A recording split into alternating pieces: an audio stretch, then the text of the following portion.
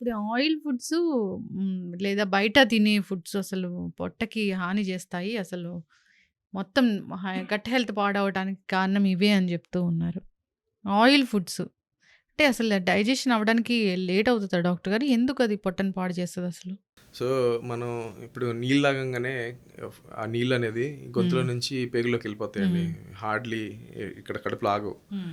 అలాగే మీరు ఇడ్లీ తినంగానే హ్మ్. 2 గంటల్లో ఆకలేస్తది.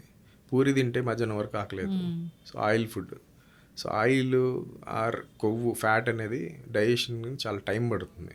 హ్మ్. సో, ఈ oily foods or fatty foods especially hmm. Saturated fats ఎక్కువనే తింటే హెల్త్ పాడవుతుంది. సో, మనకి హార్ట్‌లో బ్లాక్స్ కానీ, ఈ ఫ్యాటీ లివర్ కానీ, క్యాన్సర్స్‌కి కానీ ఇదే మెయిన్ రీజన్. సో, మనకి ఒమేగా 3, ఒమేగా 6 ఫ్యాటీ యాసిడ్స్ అని ఉంటాయి. సో, ఇప్పుడు ఒమేగా 6 ఎక్కువ తీసుకున్నా కూడా మనకి బాడీలో ఇన్ఫ్లమేషన్, క్యాన్సర్లు వస్తున్నాయని హ్మ్. చెప్పేసి చెప్తా ఉన్నారు. సో, దాని రేషియోని మనం మెయింటైన్ చేయాలి. హ్మ్. సో, 3 అండ్ 6 ఒక రేషియోలో తీసుకుంటేనే హ్మ్. మనకి ఇది మంచిగా అవుతుందన్నమాట. హ్మ్. అట్లా. సో, రీసెంట్‌గా ఒక స్టడీ అండి. సో, ఈ రీసెంట్ స్టడీలో ఏం చెప్తుందంటే, మనం తినే ఈ ఘీ ఆర్ బటర్ ఉంది కదా! హ్మ్. బటర్.